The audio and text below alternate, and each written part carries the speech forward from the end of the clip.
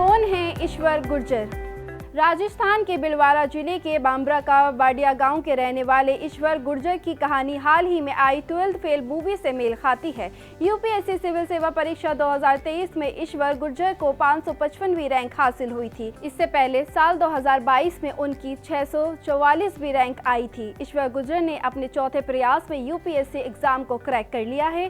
साल 2019 के पहले प्रयास में वो प्रीलिम्स भी नहीं पास कर पाए थे और साल 2020 की बात करें तो उसमें इंटरव्यू तक नहीं पहुंच सके थे, लेकिन उन्हें भी साल 2021 तक सफलता हाथ नहीं लगी।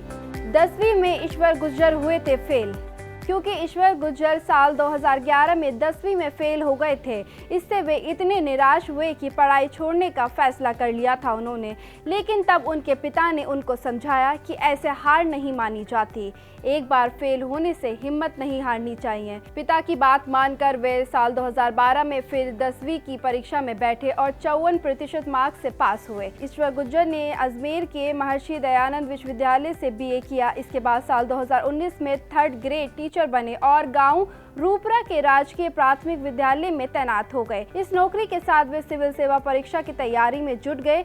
आपको ये भी बता दें कि ईश्वर गुर्जर की एक बहन भावना की शादी हो चुकी है, जबकि छोटी बहन पूजा 12वीं कक्षा की पढ़ाई कर रही है। जब मुड़ के देखता हूँ 4-5 सालों की अपनी यात्रा, तो मैं ये पाता हूँ कि कहाँ मैं एक 10वीं फेल विद्यार्थी, इन्फीरियरिटी कॉम्प्लेक्स से भरा हुआ विद्यार्थी था और कैसे मैंने अपनी कमजोरियों को धीरे धीरे सुधारा और एक एक करके जो है मैंने ये सफलताएं अर्जित की।